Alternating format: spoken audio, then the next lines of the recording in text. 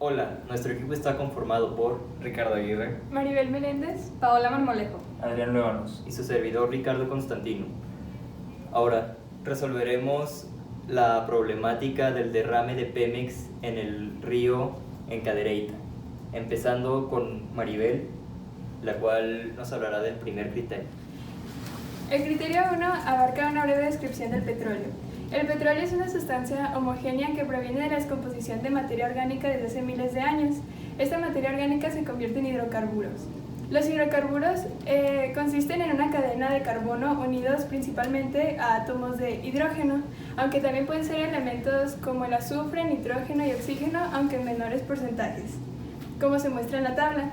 La tabla también está la configuración electrónica y la estructura de Lewis de cada elemento, en la que se representan los electrones de valencia de cada uno de ellos. El carbono es capaz de formar 4 enlaces, ya que uno de sus electrones en el orbital S se combina con el P y se estabiliza mejor, formando la hibridación sp3. Por lo tanto, su configuración electrónica cambiaría de S2P2 a S1P3, lo que le daría una forma tetraédrica. Y también al observar la configuración electrónica de los otros elementos es fácil comprender el por qué estos forman enlaces covalentes. Primero porque todos ellos son no metales y después porque cada uno de ellos comparten electrones para lograr una mayor estabilidad.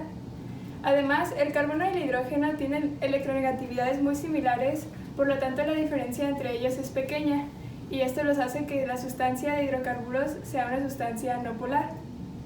Los principales hidrocarburos que se encuentran en el petróleo son por parte de los alifáticos, alcanos y cicloalcanos, y el principal exponente del aromático, el benceno.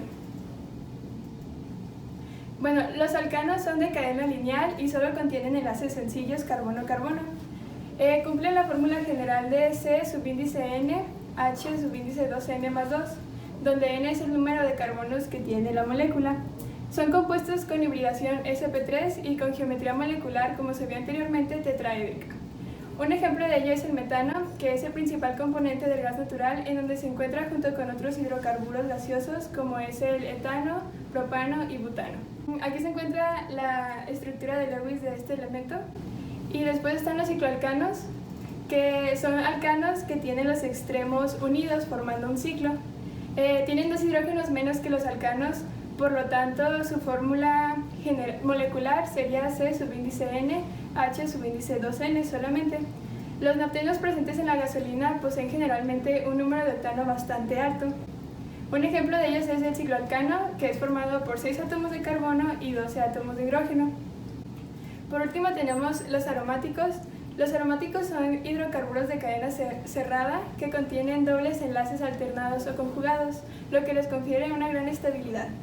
Los puntos de fusión son más elevados que sus equivalentes cíclicos, ya que las moléculas aromáticas son planas, lo que le permite una mejora en su interacción intermolecular.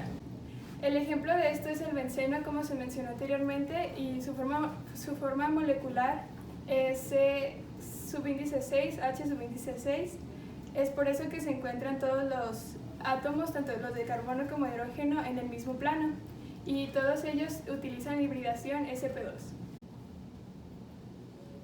Sabemos que los criterios involucrados son el agua afectada por este derrame de Pemex y los hidrocarburos, los cuales se conforman de alcanos, cicloalcanos y aromáticos.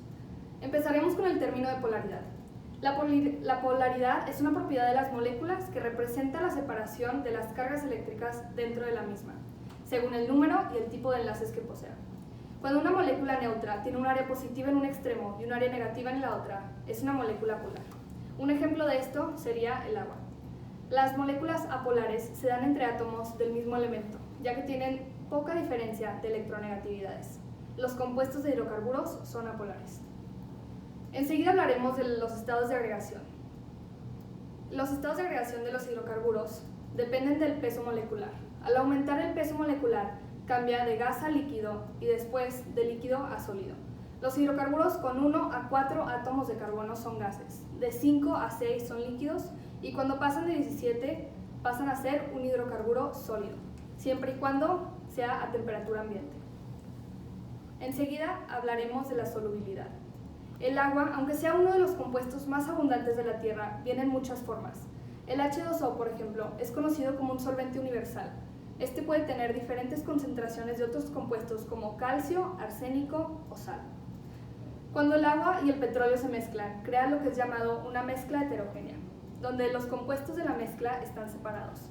Esto hace la separación un tanto más fácil, ya que con las moléculas de hidrocarburos son apolares, y no se mezclan con el agua, que es polar. Enseguida hablaremos de la viscosidad.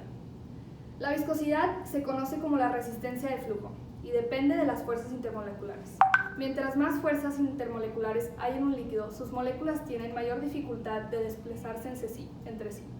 La viscosidad del petróleo depende de la conformación química del crudo y de la temperatura ambiente.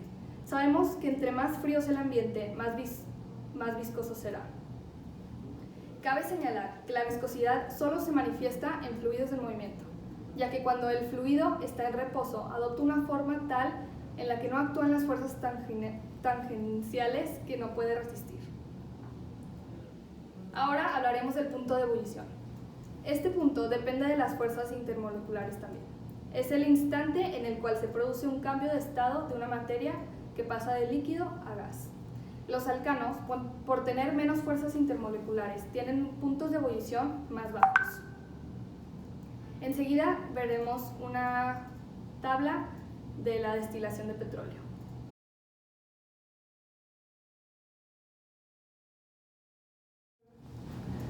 Para finalizar, hablaremos de la volatilidad, la cual es la capacidad de un líquido para evaporarse.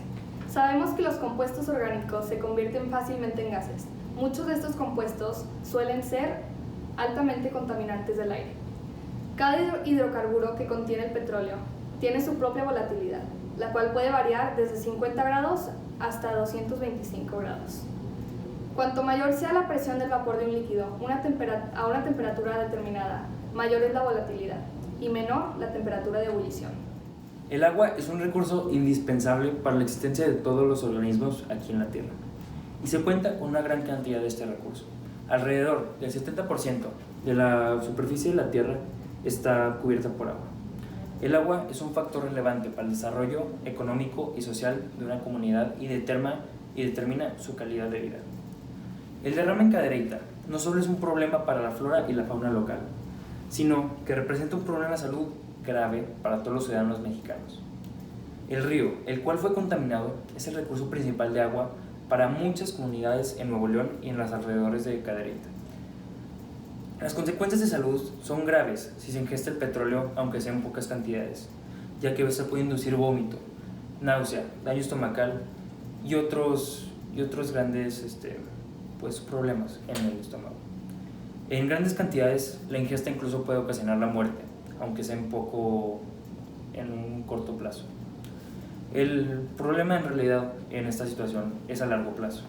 En largo plazo, la exposición al petróleo crudo puede llevar al daño renal, daño hepático, daño al corazón, convulsiones y hasta la muerte.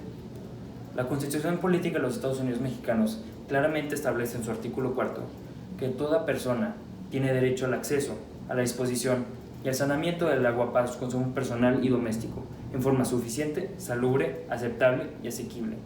Obviamente, sin analizar la situación más a fondo, se puede uno dar cuenta que Pemex, siendo una empresa federal, tiene la responsabilidad no solo moral, sino legal, de revertir los daños que ha causado, ya que de esta manera los ciudadanos de Cadereyta pueden volver a tener un agua potable y limpia. Los hidrocarburos, como sabemos, son tóxicos para los humanos, de los cuales los aromáticos son los considerados como los más tóxicos. Cuando el agua y el petróleo se mezclan, crean lo que es llamado una mezcla heterogénea, donde los compuestos de la mezcla están separados. Esto hace la separación mucho más fácil, ya que como las moléculas de los hidrocarburos son no polares, entonces no se mezclan con las polares, las que son del agua.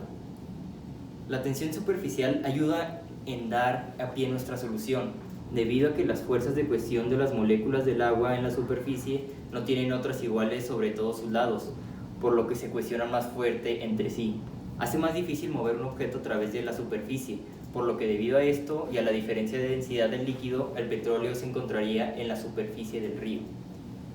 La capacidad de los líquidos de capilaridad también aporta en la solución, debido a que la adhesión del agua a las paredes de un recipiente originará una fuerza hacia arriba sobre los bordes del líquido y como resultado su ascenso sobre la pared. La tensión superficial también actúa para mantener intacta la superficie del líquido, de modo que en vez de moverse solo sobre los bordes, también se mueve toda la superficie del líquido. Con estos fundamentos químicos, la mejor solución que encontramos será la que les dirá mi compañero en un momento.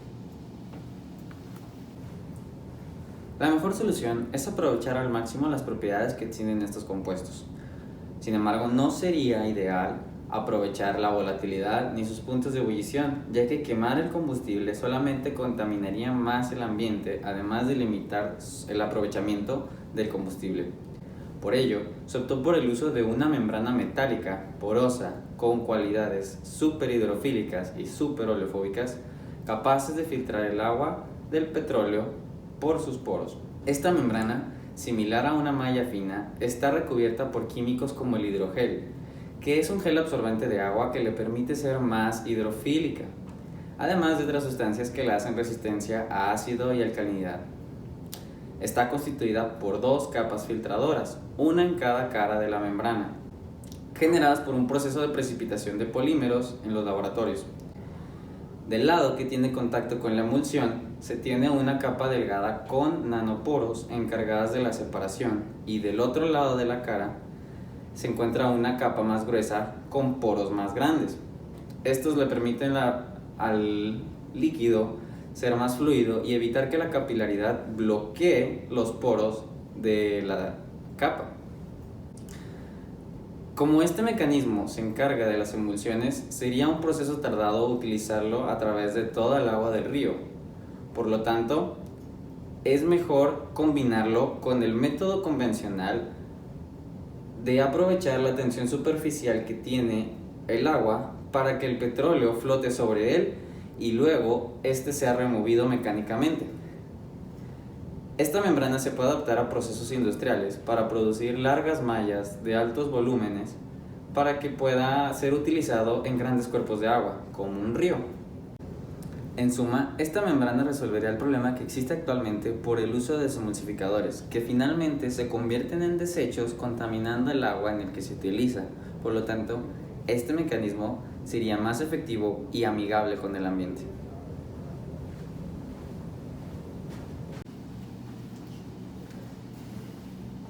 Para que el agua vuelva a ser potable, simplemente necesitamos aplicar nuestra solución en el río de Cadereyta, separando los hidrocarburos del agua, y una vez que la concentración en el agua sea muy baja, así como para que se cumplan las concentraciones de la siguiente tabla, el agua volverá a su potabilidad y estará fuera de toda toxicidad.